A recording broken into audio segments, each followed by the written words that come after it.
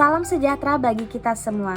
Saya ucapkan terima kasih kepada Bapak Noviandri selaku dosen saya dalam bidang mata kuliah Analisis Perancangan Sistem Informasi.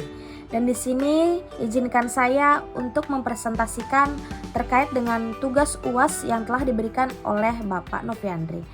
Dan di sini saya akan mempresentasikan terkait dalam soal ujian. Yang pertama itu tentang analisis kebutuhan. Di sini saya akan menjelaskan soalnya, yaitu sebuah universitas ingin mengembangkan sistem informasi untuk manajemen pendaftaran mahasiswa baru. Sebagai seorang analisis sistem, jelaskan mengapa analisis kebutuhan sangat penting dalam perancangan sistem informasi. Dan di sini dikatakan sebutkan dan jelaskan 3 teknik atau metode yang dapat digunakan untuk mengumpulkan kebutuhan dalam pemangku kepentingan universitas tersebut. Dan di sini jawaban saya ialah analisis kebutuhan itu sangatlah penting dalam perancangan sistem informasi karena membantu memastikan bahwa sistem yang akan dikembangkan akan memenuhi kebutuhan dan harapan pemangku kepentingan. Tanpa analisis kebutuhan yang tepat, sistem informasi dapat menjadi tidak efektif atau tidak efisien dalam memenuhi tujuan organisasi. Ada beberapa teknik atau metode yang dapat digunakan untuk mengumpul kebutuhan dari pemangku kepentingan universitas tersebut. Berikut ini adalah 3 contoh teknik yang dapat digunakan. Yang pertama itu ialah wawancara. Teknik ini melibatkan melakukan wawancara langsung dengan pemangku kepentingan seperti staf pendaftaran mahasiswa, dosen, atau mahasiswa. Wawancara dapat membantu mengumpulkan informasi secara mendalam tentang kebutuhan dan harapan mereka terhadap sistem informasi. Hal ini juga dapat memberikan kesempatan untuk memahami masalah yang ada dan dapat mendapatkan masukan langsung dari pengguna potensial. Dan yang kedua ialah observasi. Metode observasi melibatkan mengganti secara langsung bagaimana proses pendaftaran mahasiswa baru saat ini berlangsung. Dengan mengamati aktivitas dan interaksi antar pengguna dan sistem yang ada, analis sistem dapat mengidentifikasi masalah atau kekurangan yang perlu diatasi oleh sistem informasi baru. Observasi juga dapat membantu mengungkapkan aspek yang tidak terdokumentasi atau tidak disadari oleh pengguna. Dan yang ketiga ialah survei atau kuesioner. Metode ini melibatkan pengumpulan informasi melalui pertanyaan yang ditujukan kepada pemangku kepentingan melalui survei atau kuesioner. Survei dapat digunakan untuk mengumpulkan data kuantitatif dan kualitatif tentang kebutuhan dan preferensi pemangku kepentingan. Metode ini dapat membantu mengumpulkan data dari sejumlah besar responden dalam waktu yang sangat relatif singkat. Dengan menggunakan kombinasi teknik-teknik ini, analisis sistem dapat mengumpulkan informasi yang komprehensif tentang kebutuhan pemangku kepentingan. Dan jika saya seorang sistem analis, informasi ini kemudian saya gunakan untuk merancang sistem informasi yang efektif dan efisien yang memenuhi kebutuhan organisasi. Selanjutnya di soal nomor kedua di sini tentang manajemen proyek sistem informasi. Dan soalnya ialah jika saya seorang manajer proyek untuk mengimplementasikan sistem informasi baru di sebuah perusahaan, bagaimanakah yang harus saya lakukan untuk mengelola proyek ini secara efektif?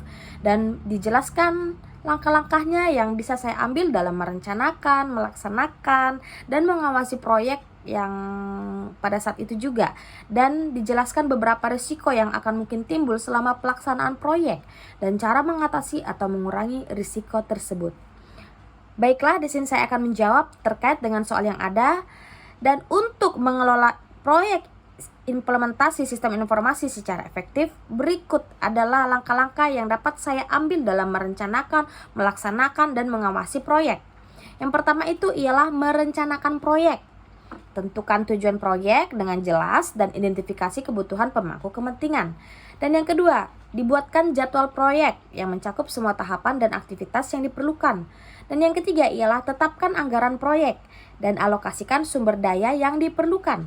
Dan yang terakhir ialah identifikasi risiko potensial dan membuat rencana mitigasi yang sesuai. Kemudian yang kedua ialah melaksanakan proyek, di mana membentuk tim proyek dengan anggota yang memiliki keterampilan dan keahlian yang sesuai. Kemudian dikomunikasikan apa itu tujuan proyeknya dan peran masing-masing anggota tim. Kemudian monitor kemajuan proyek secara teratur dan pastikan aktivitas dilaksanakan sesuai dengan jadwal yang telah ditetapkan. Dan yang terakhir ialah mengkoordinasikan pekerjaan antara anggota lain dan pemangku kepentingan. Kemudian yang ketiga ialah mengawasi proyek dan lakukan evaluasi progres proyek secara berkala untuk memastikan bahwa proyek berjalan sesuai rencana. Kemudian identifikasi dan tangani perubahan atau masalah yang muncul selama pelaksanaan proyek. Dan yang ketiga adalah mengkomunikasikan juga kemajuan proyek kepada pemangku kepentingan secara teratur. Dan yang terakhir, pastikan bahwa proyek diselesaikan sesuai dengan persyaratan dan dalam batas waktu yang telah ditetapkan.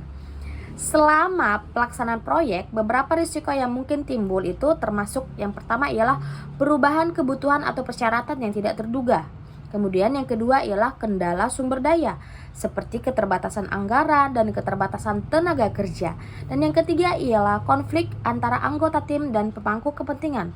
Dan yang terakhir ialah kegagalan teknis dan juga masalah-masalah yang ada dengan perangkat keras atau perangkat lunak.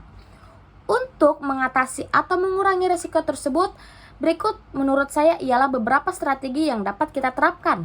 Yang pertama itu ialah melakukan komunikasi yang efektif dengan pemangku kepentingan untuk memahami perubahan kebutuhan dan menyesuaikan rencana proyek jika diperlukan. Dan yang kedua ialah mengelola sumber daya dengan hati-hati dan melakukan perencanaan yang matang untuk menghindari keterlambatan atau kekurangan sumber daya. Dan yang ketiga ialah menerapkan strategi manajemen konflik yang efektif dan mempromosikan kolaborasi antara anggota tim. Dan yang terakhir ialah melakukan uji coba dan pemeliharaan rutin untuk mengidentifikasi dan mengatasi masalah teknis sebelum mereka menjadi masalah yang lebih besar ya. Dengan melaksanakan langkah-langkah ini dan mengatasi resiko yang mungkin muncul, proyek implementasi sistem informasi dapat dikelola dengan lebih efektif, menghasilkan sistem yang sukses dan memenuhi kebutuhan organisasi. Baiklah, demikian hasil presentasi yang dapat saya sampaikan terkait dengan tugas UAS yang diberikan kepada saya. Dan saya mengucapkan banyak terima kasih kepada Bapak Noviandri dalam 1 semester ini sudah memberikan materi dan evaluasi terkait mata kuliah analisis perancangan sistem informasi.